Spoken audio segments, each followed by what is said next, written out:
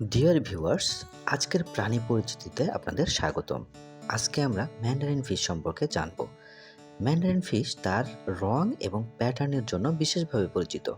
তো চলুন কথা না বাড়িয়ে শুরু করা যাক আজকের ভিডিও। ম্যান্ডারিন ফিশ দেখতে অনেকটা ছোট আকৃতির এবং সাধারণত লম্বায় 3 ইঞ্চি পর্যন্ত হয়ে থাকে। এদের শরীরে উজ্জ্বল নীল, সবুজ, কমলা এবং হলুদ রঙের সুন্দর এক মিশ্রণ দেখা যায়। এছাড়া দেহে ঢেউ খেলানো ডোরাকাটা দাগ রয়েছে। এদের পানির নিচে দেখতে ঠিক যেন পানির অলংকারের মতো লাগে। ম্যান্ডারিন ফিশ প্রশান্ত মহাসাগরের উষ্ণ অঞ্চলে বাস করে। এদেরকে প্রবাল দ্বীপে বেশি দেখতে পাওয়া যায়। এরা নিজেদের নিরাপদ রাখতে পাথর এবং প্রবালের ভেতর লুকিয়ে থাকে।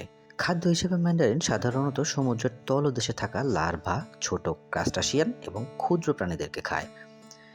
ম্যান্ডারিন ফিশ একটু লাজুক স্বভাবের। এরা সাধারণত খুব সকালে অথবা পড়ন্ত বিকেলে বাইরে বেরিয়ে আসে। তবে বাইরে আসার পর বেশি দূর যায় না এবং নিজেদের লুকানো জায়গার আশেপাশেই থাকে।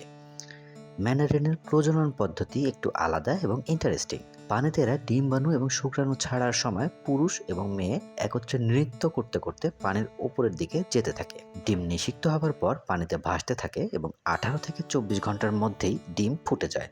ম্যান্ডারিন ফিশ প্রাকৃতিক পরিবেশে 15 বছর পর্যন্ত বাঁচতে পারে।